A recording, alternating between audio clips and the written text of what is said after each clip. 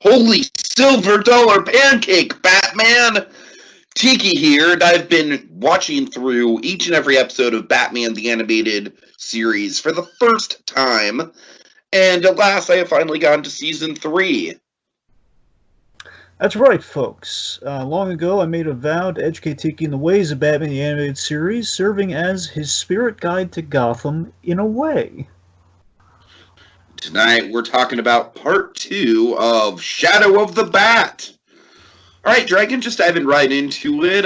Part 1, we kind of both agreed it was a very solid, very underrated sort of setup episode. We both kind of gave it the Bobby Fischer approval, like it was very much a Bobby Fischer chess match, if you will. Very intense game of moving chess pieces around. I really liked how many different moving pieces there were to this whole thing.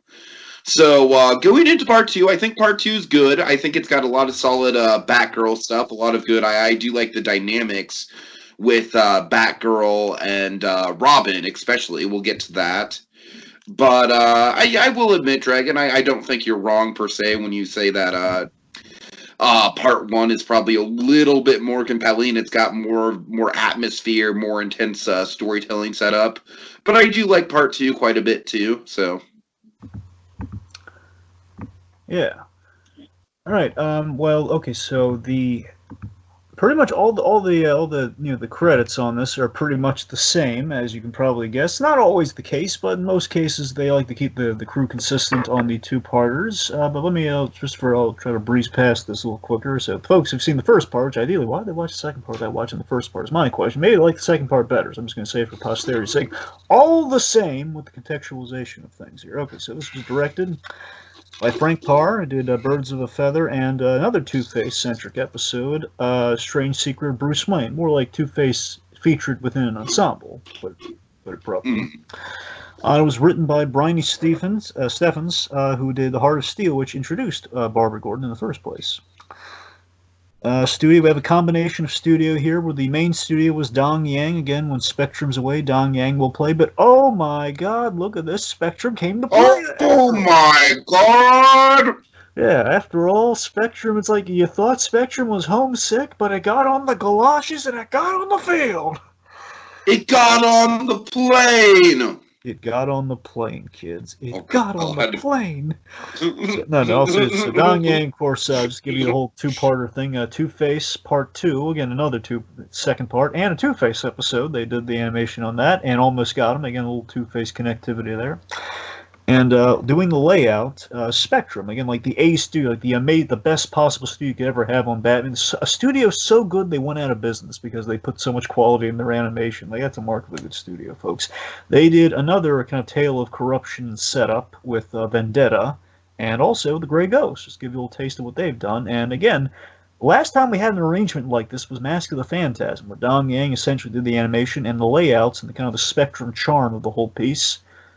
Layout. So again, it's kind of a magic combination. I'm all for this, man. We're broaching season 3, starting it off right.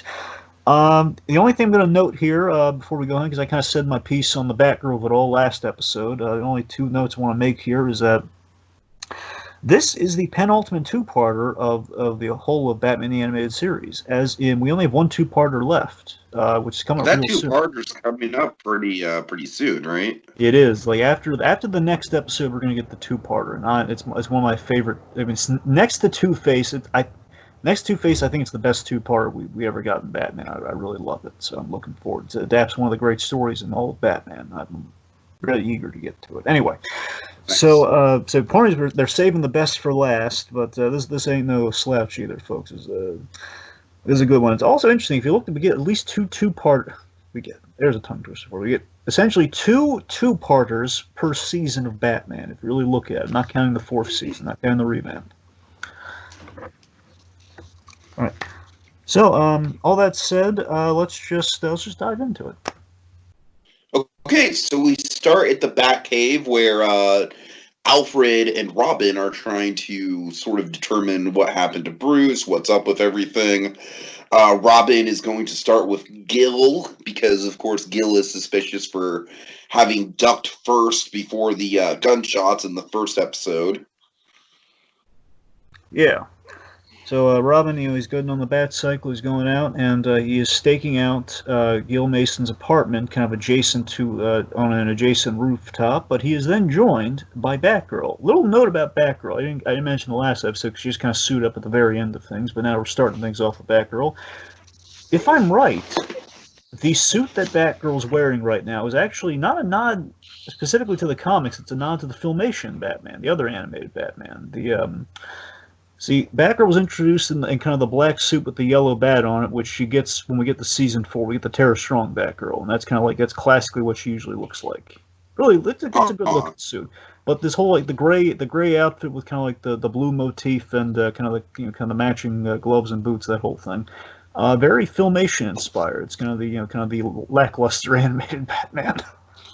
When you say Filmation, you mean like Super Friends? Yeah, essentially, it's like right before Super Friends. Yeah, so basically, you wouldn't see Batgirl in Super Friends, but you'd see her in the Filmation show. So pretty much the same thing, pretty much. Gotcha. It's like a small difference, just more Batman characters. That's the main difference. That's all.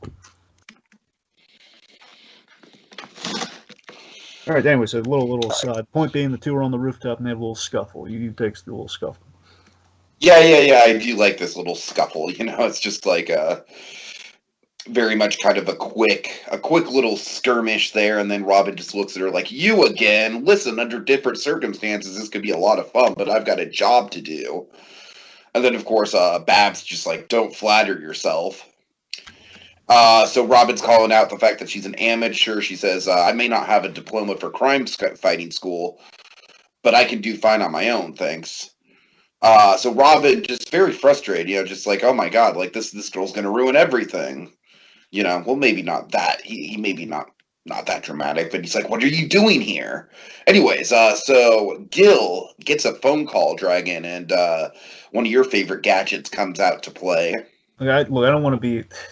You're gonna roll your eyes at this. Okay, this is. Oh my god. So yeah, I just want to make the delineation here. So the last episode we had the radio batarang, which is really Please cool. Please tell me it's two different things, son of a bitch. Yeah, I didn't want to. Really?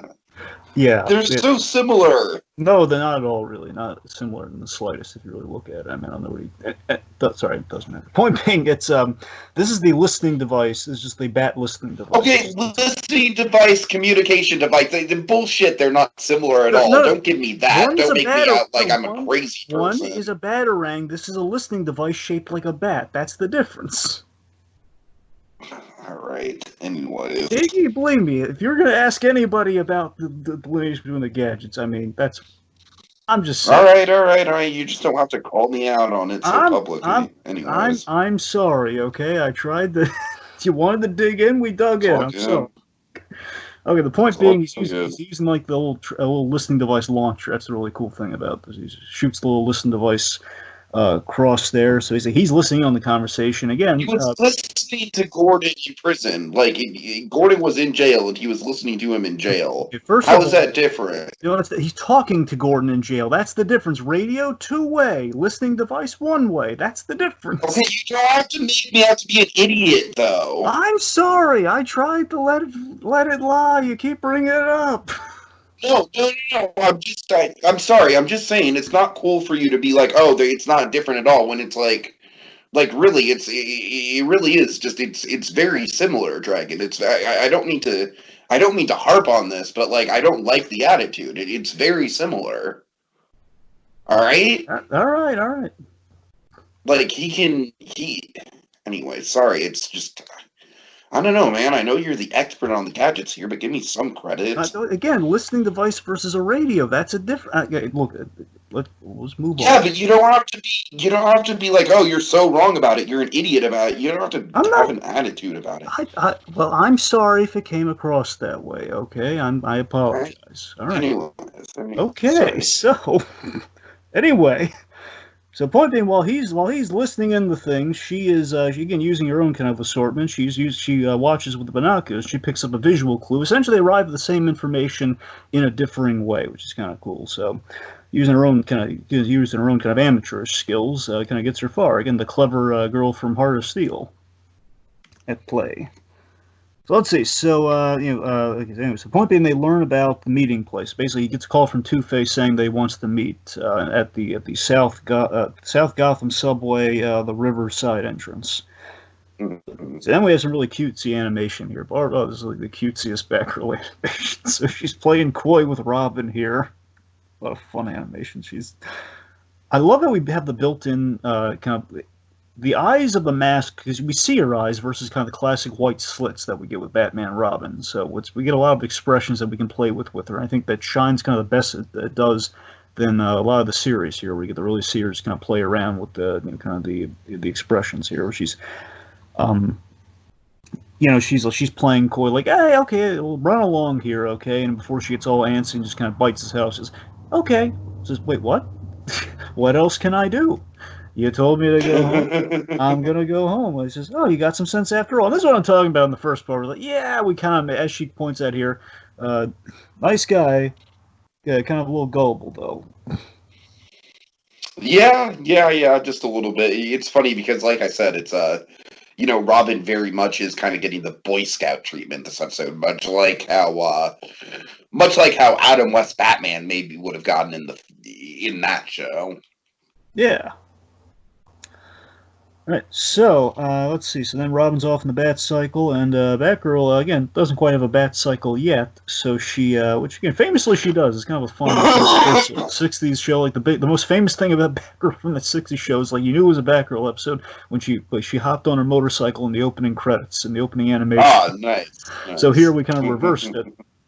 Where okay, it doesn't have the Bat Cycle yet, so she just hops on a car and says, "Oh, I got to work on that landing, girl." Like, oh god, it's dangerous.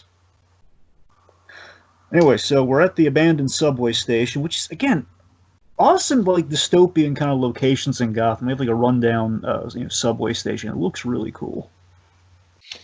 Yeah, and so this thug is kind of keeping a lookout, and then I love how the subway kind of drives by, and then we get this awesome silhouette, this blue silhouette of Batgirl. Really cool. The best really shadow cool. of Batgirl within, like, in the whole... If you had, like, one image, it would be Shadow of the Bat with this image, man. It's cool. Uh-huh. So Robin sneaks up from behind, gets the goon. Batgirl swoops down.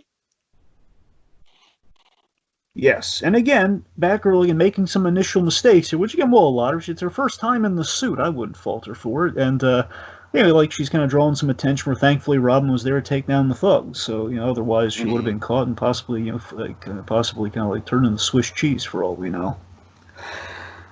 So let's see. So now Batgirl's on the scene. She's eavesdropping in on the action that's going on after she slides down the escalator. Again, the inside of this place, really good design work.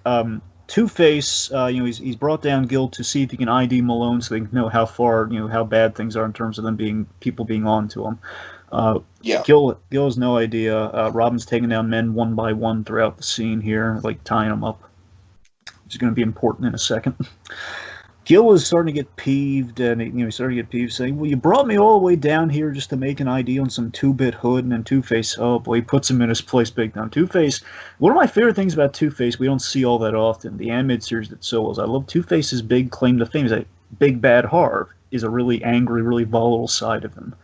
And that's the business end you do not want to be on with Two-Face. And like I always believe, like, Two-Face, if you got him on a really bad day, he strangled the life out of you. If you really ticked him off. We kind of see that he just grabs Gil. He says, hey, remember who set you up as Gordon's assistant in the first place? Again, back to the DA. I assume Harvey Dent, back in his DA days, got, during his days of a DA, like, just put this guy as the deputy commissioner, and then, of course, he was led astray once Two-Face entered the picture. Like, okay, well, I mean, you're still beholden to Harvey Dent, but now he's Two-Face. Mm-hmm. Gordon's like, yeah, whatever you say, Harvey. You're right, Harvey. He says, it's not Harvey anymore. It's Two-Face. It's Two-Face to you. Pretty boy. So very Al Capone Two-Face in this, by the way. Oh, yeah, very much so. That's kind of what I like about it. It's very Nolan-esque in the way that it kind of, does a realistic take on the villains. There's no super villain quality to Two-Face in this episode at all. Yeah. All right. So let's see. They plan to get. They plan to get Gordon. Sorry. All right. Anyway, so the plan was to get Gordon. Get to the rally and Sorry, I'm just I'm blanking here for a They're second. aren't they gonna kidnap Gordon out of his cell, right? That's Yes, the yes. The plan is to kidnap Gordon. And our guys are overhearing this. We're basically Oh, plan. We're gonna break Gordon out of his cell, and then we're gonna throw him over the wharf. Essentially, we're gonna kill him on the pier. And he also oh. says essentially if Gil plays his cards right, he'll be commissioner by tomorrow because they have to because of matches Malone and the Batgirl Chippy as Two-Face called her, that Batgirl Chippy. They have to move up. They have to move up the I'm time. sorry, yeah, I do really like that terminology. That's really fun, kind of like 1940s gangster terminology right there. Yeah. All right, no, Right, I'm sorry, go ahead. I know a thought I meant to express earlier is that basically the overall plan is to get Gotham to rally for Gil like he's like the Elliot Ness version of Batman. That's essentially the plan, the overall plan, and basically they have to accelerate their timetable now and getting Gordon out of the picture to make him like essentially the next commissioner. All right, let's see. So, of course, Batgirl and Robin, they overhear this, the whole plan there. So that's why they know where to be in Act 3, because they've overheard the whole plan here. So, Batgirl then foolishly, she really botches things up badly here. Robin's like preparing to strike with like kind of the smoke pellet, and Batgirl foolishly she trips on the tied up goon, like knocks in the Robin, and kind of drops at the wrong time. So now they, oh god, people are here, and gives him away, and Maloney takes advantage. Kind of to free himself, take cover, and says, "Robin, look out!" And this is a great moment. Oh God, I love this moment. Batman rolls onto the tracks to free himself. He's doing it for two parts: one, to find cover amidst all the gunfire and everything, but mainly to get his arms over his head so he can get out of the restraints and everything. So Two-Face, in the midst of all this craziness of the shootout, as they're shooting, and Robin and Batgirl taking cover, Two-Face puts two and two together. If he's Robin. That people recognize the voice too, I'm sure.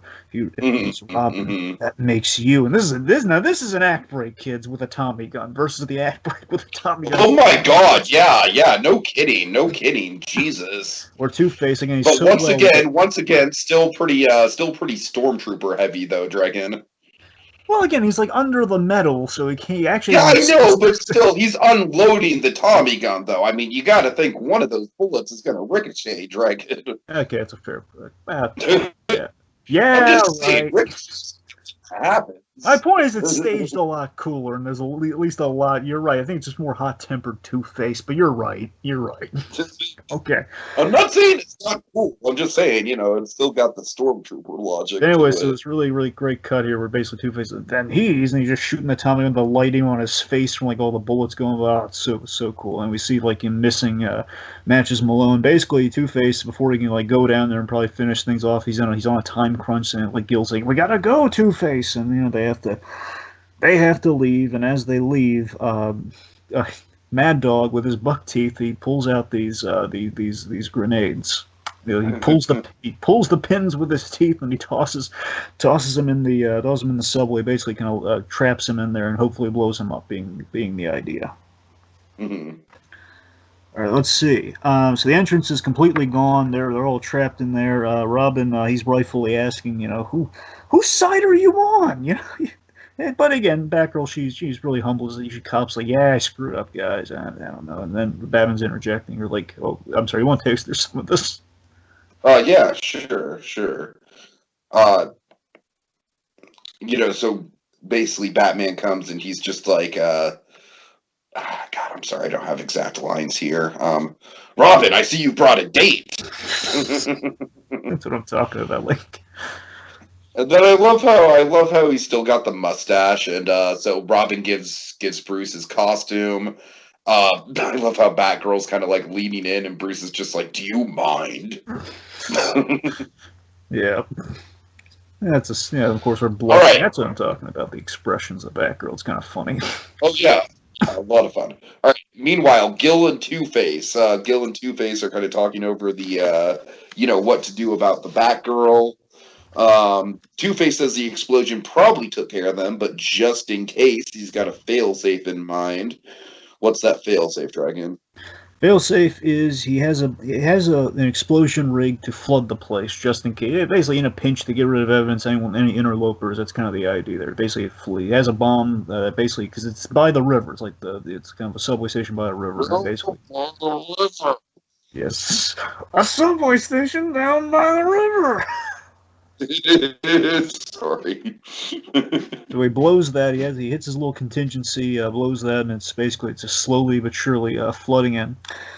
Meanwhile, Batman is given this is an interesting scene here. I kind of have a really interesting read on this on the rewatch. Is that so? Batman's giving Batgirl some really stern advice, where he says, "I don't know who you are or why you're doing this, but let's get one thing straight. It takes more than a costume and an attitude to do this work. Of course, a guy who's trained, and he's trained Robin. He's been all across the globe, and he's studied. Certainly, it takes a little bit more than that. And again, he would know. And you can't live. And basically, I think it's also bad. Speaking of the iconography you brought up earlier, in the last episode particularly, it's he can't live with someone getting killed because of his iconography, because of his mission. It's basically only spun off from his mission. He can't live with someone getting killed who is not properly trained and all that. So he can't fully condone Batgirl at all here, and he's trying to save her life. That's why he's being so harsh with her here. Mm. She tries to defend, raise the defense for herself in the moment here. Says, "You've already fouled up once. Just stay out of our way so it doesn't happen again." Now, on the rewatch, I would read this moment as, if you look at Batgirl's face, she's really peeved at him here. And again, she used to really like Batman. She was they had, Barbara Gordon had a lot of respect for Batman. That's why half the reason she put on the costume.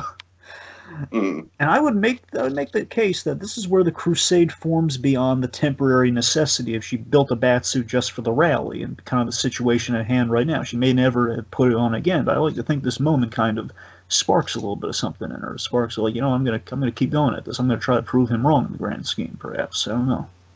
Sure. All right. Of course, Batman's saying, could have had a V8 moment here. I should have known it was Two-Face. It's the perfect two-part plan. This is a really good plan for Two-Face. I love the writing here, where it's you consolidates the gangs while Mason takes over the police. That is a great two-part plan.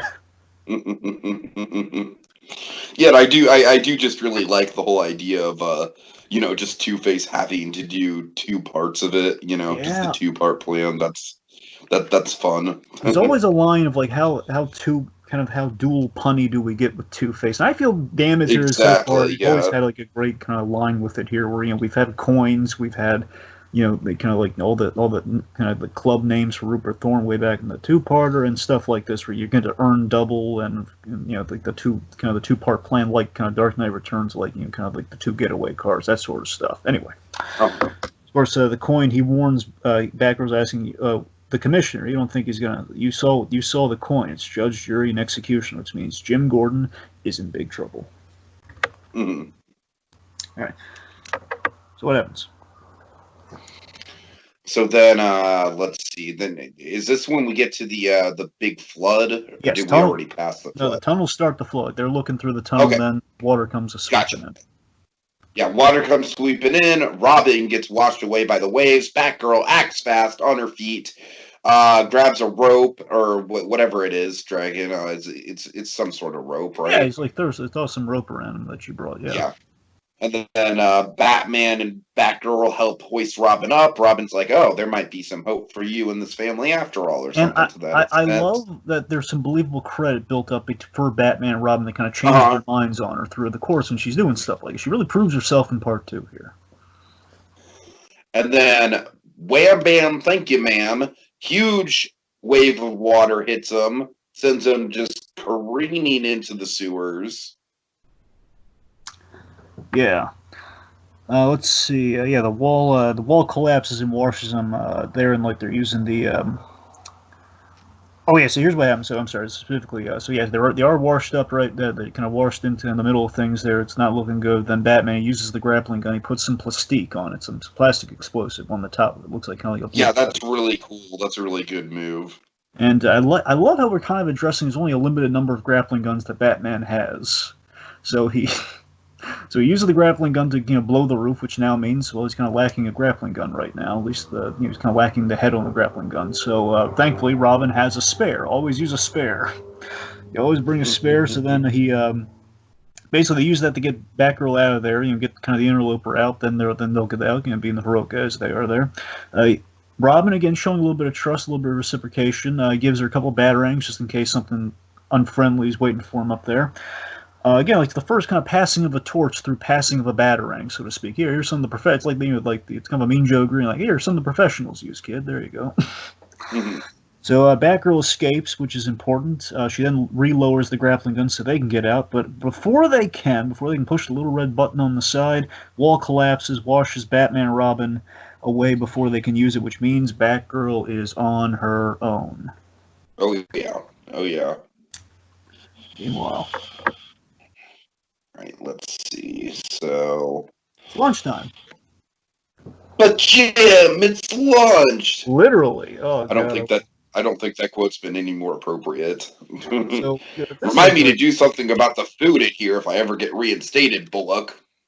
I love so many things about this. I love that Bullock is just he's staying by Jim's side no matter what. Here, he's even eating lunch with him. But he's not. Is he offering him pizza? No, but is he? Poor Gordon has to eat the jail food, and freaking Bullock has a really well animated slice of pizza. By the way, it's got that kind of like Goofy movie style patented gooey cheese. That's what I'm saying. He's got the Goofy movie gooey cheese. Yeah. And even so, then he's asking like if Jim wants his pickle, and like it's kind of his crappy jail lunch. God. It's like the pickle, which I'm sure is probably the highlight of his lunch. Probably. And they're basically trying to keep Jim's hopes up, like, hey, we're going to get that bail news soon to see if you're going to be out here. And of course, I love that the bail thing in the grand scheme of things. Yeah, it's a necessity for our story. We knew the bail wasn't going to factor in at all in this story, but we needed kind of the event. Anyway, so of course, as they're talking, this is the moment I really love too. This bit always like dazzles me in the episode. It's just such a fun moment where the two of them are just kind of chit-chatting here, and then a bomb is placed on the cell window, and like I love just the tension, like the clock ticking down, both of them are like, it's like the Bullock's like, it's just this. Bullock is absolutely horrified by this. Yeah, that's the thing, because he doesn't have the keys to the cell. Like, oh no, I can't save my friend. So Gordon does a logical thing. He just runs to the other end of the cell and just prays for the best. The blast kind of knocks them both for a loop, like not out, but just groggy. Gordon's like about to pass out because he was closer, and Bullock is also just kind of knocked for a loop here. He's kind of getting a little point A of the situation here, where the men enter, and again still continuing with the frame up of Gordon, saying, "Hey, don't worry, Commissioner. Rupert Thorne always remembers his friends." And of course, Bullock hears Thorne, and this is not good. And of course, like, "Hey, so get some keys down here. Never a blasted cop when you need one."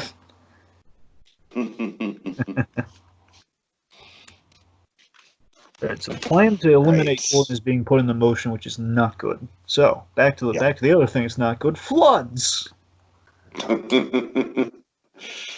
Yeah. So let's see. So Batman kind of grabs hold of this bus, right? Yeah, like we're in a subway car. Yeah, it's like a divided subway. Oh yeah, duh. We're in a subway. It's a subway car, of course. Why did I? I'll admit though, I originally thought it was like a trolley, but then I realized why would a trolley be in a subway? But it is a subway car. I know. It looks like a trolley. Yeah. Anyways, I feel dumb now. Anyway, so she okay. Let's see. You think she made it? I hope so. Do you think we'll make it? Little Robin humor.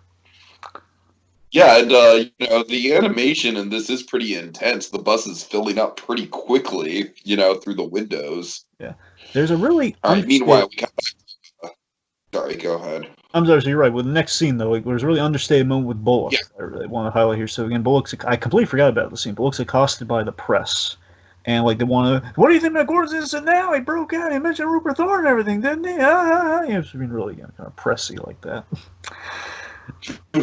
and this is the thing I forgot about. If you look at Bullock, he is so like he's saying I don't know, because again he did hear that Thorne thing. It's in his head, but he still trusts Jim Gordon. He's just feeling really bad about the thing, and then he just like takes it out on the press. He's just so angry by him all accosting about, hey, is your friend a scumbag? He's like get out of my face.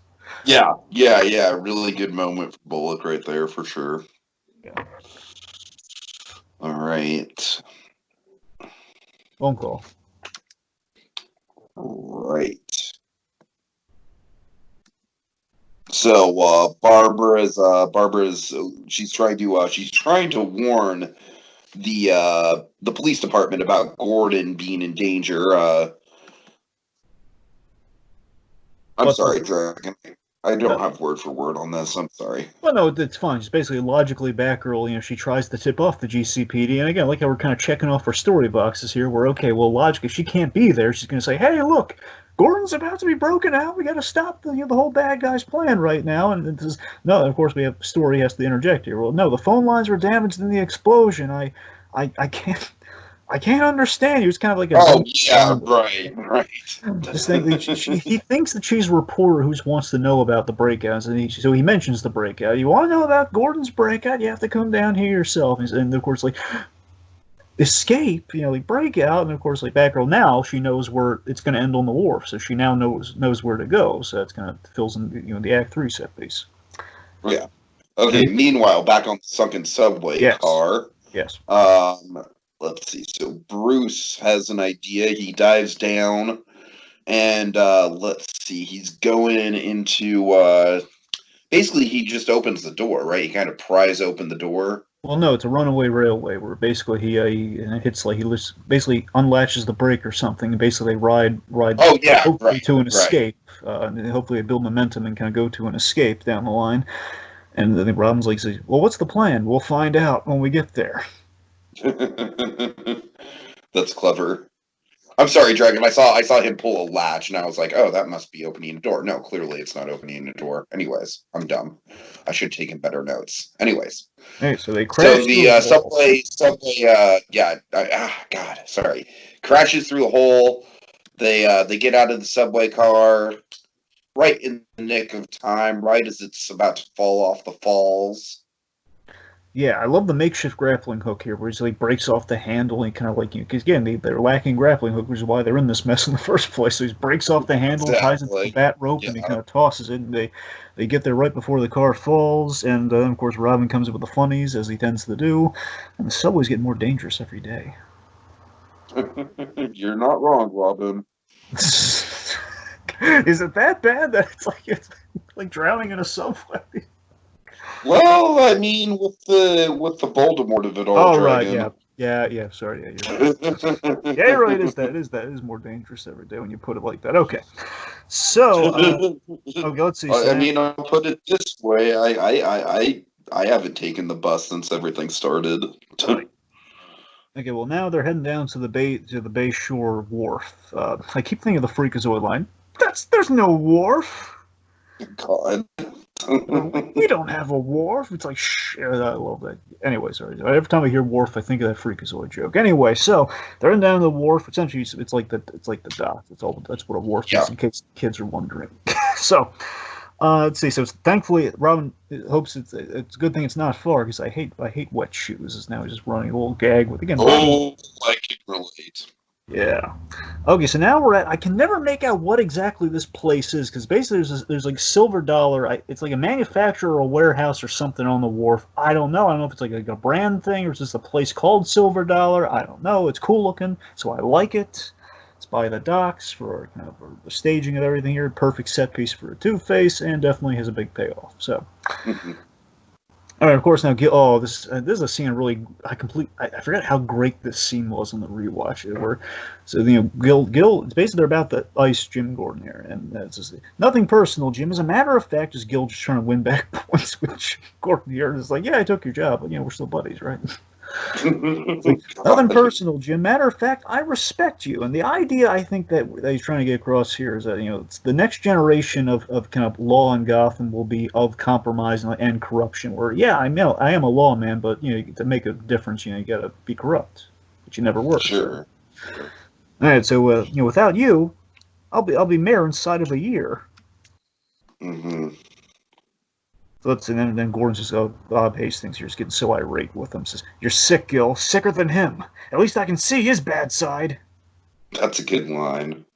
And then it gets better.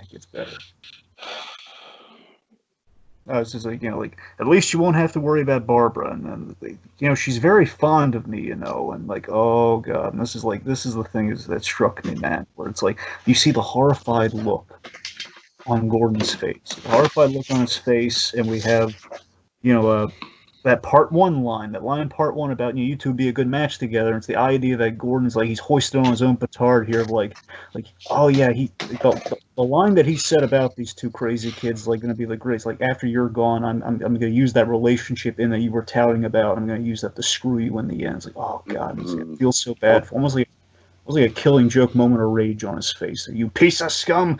I may not be around, but someone will. Of course, implying Batman. I'm sorry, Tiki. What do you feel about this scene or any of this?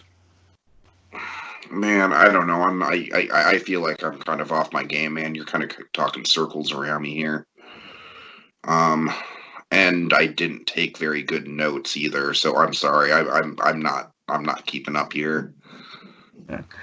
Okay, well. Regardless, so we have point is we have kind of Jim really irate here, swearing that okay, end of the day here, justice is going to get done. Of course, they're saying, well, there's a decrease in the bat population. Enter the Batgirl, throwing batarangs, saving Jim Gordon, saving the day, using some smoke bombs to distract everybody. Run, Commissioner, and the two of them are hiding behind a hot dog stand. All right, so once again, we have some more stormtrooper bullets. That we do. Just the stand itself just being blown to bits, but they're totally fine. Say what you will about hot dogs, folks, but the hot dog construction industry is something really remarkable. Is something so remarkable. Look at how tough that it'll take a whole bunch. That's a '40s hot dog stand right there. The bullets were flying back in those days, folks. That's what I'm talking about. It's Coney Island construction for you. All right.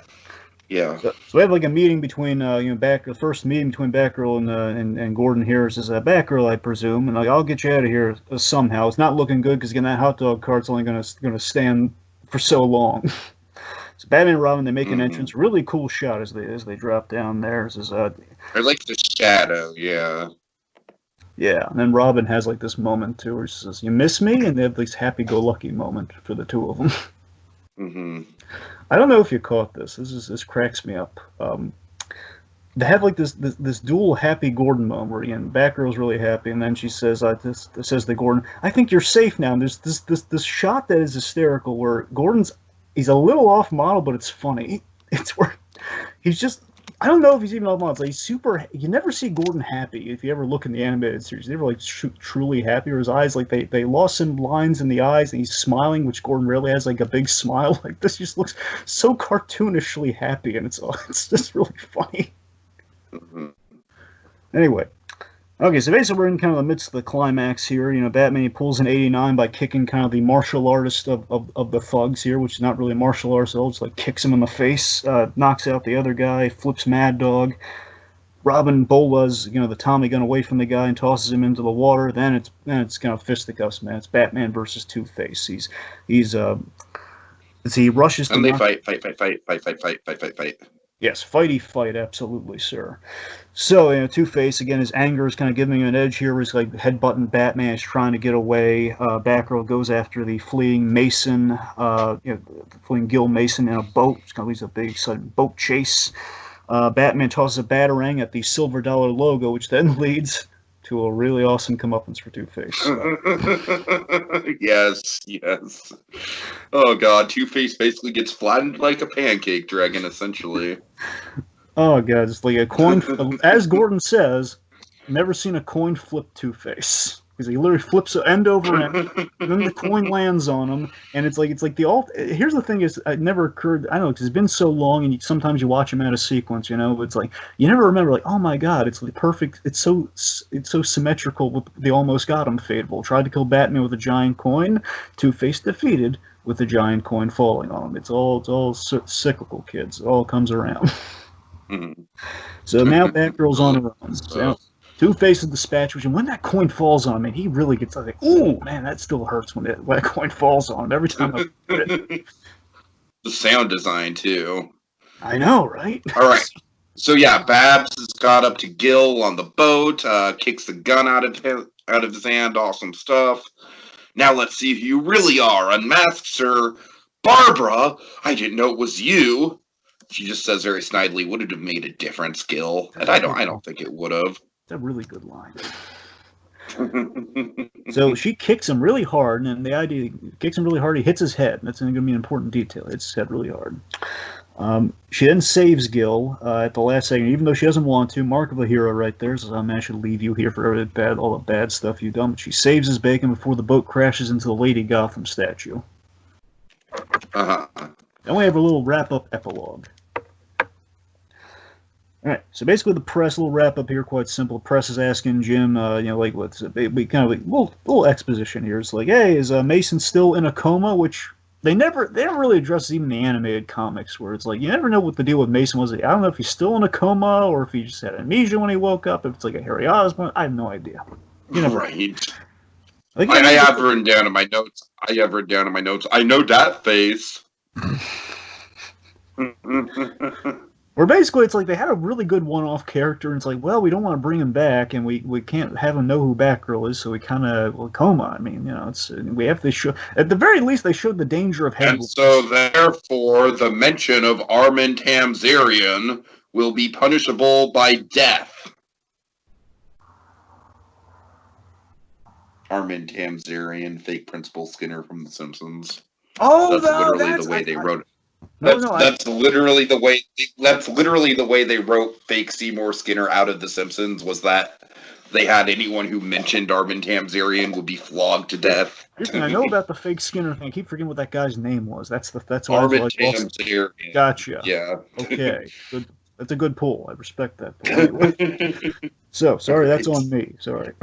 No, it's all good. It's all good. I did a lot of things went over my head this episode, Dragon. So you can have one. It's anyway, fine. So point being, Mason's in a coma and he's indicted even while being in a coma. So he's all point being, the whole business is taken care of. And he's like, how does it feel to be behind your desk? Well, it's a lot better than being behind prison bars. Ha ha ha ha. They're all a little jaunty laugh. Now the big question is, what about Batgirl? How do you feel about Batgirl? She, as far as I'm concerned, she's as welcome as the Batman. Which again, he's not taking an official stance on that. But he's saying as welcome as the Batman. Pretty much same ballgame. And again, a really cute. There's this really cutesy button that we hit at the end here. The little Barbara, like she look at her eyes are looking up. It's like this all shucks look that she's given. Then Dick is asking, do you remember the final bit here, or would you like me to? All I have in my notes is that they hug, and then the camera pans up to the blind justice statue. So what does Dick do? I don't have that in my notes. Well, essentially, I mean, you're on the money there. Just based the line before that is like Dick's asking, like, asking the Bruce, like, how do you think Batman? Again, it says aloud, so basically she can still weigh in on this without knowing everything, because they don't know who each other are at this point. Says, how do you think Batman will feel about that? Well, there's always room for one more, and I have a feeling we'll be seeing her again. So, Batman's open to the possibility he was impressed by her. She saved the day. She saved the bad guy. That's good in Batman's book. Sure. And of course, Barbara saying, I wouldn't be at all surprised. And then we have this sweet moment, like her hugging her father, and then we have this really beautiful music cue. And then, as you said, we see the Lady Justice statue, and that's the ball game. Okay.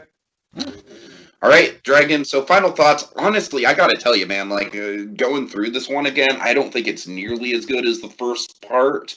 It's not a bad episode, it's just, like, there wasn't as much to latch onto. As you could kind of tell, I was kind of struggling with my notes, because I didn't have that much written down, and I don't know, there's not a lot of iconic stuff going on. I feel like the first part, there's a lot of, like you said, it's kind of par for the course with this show, that the first parts, they really like to kind of, get their bases loaded with these part ones, and, with the mood, the atmosphere, along with just the really the really compelling chess game of it all, putting all the chess pieces into place. This one's fine, but essentially it's like a 20-minute resolution. It feels like a 20-minute fourth act. You know what I mean?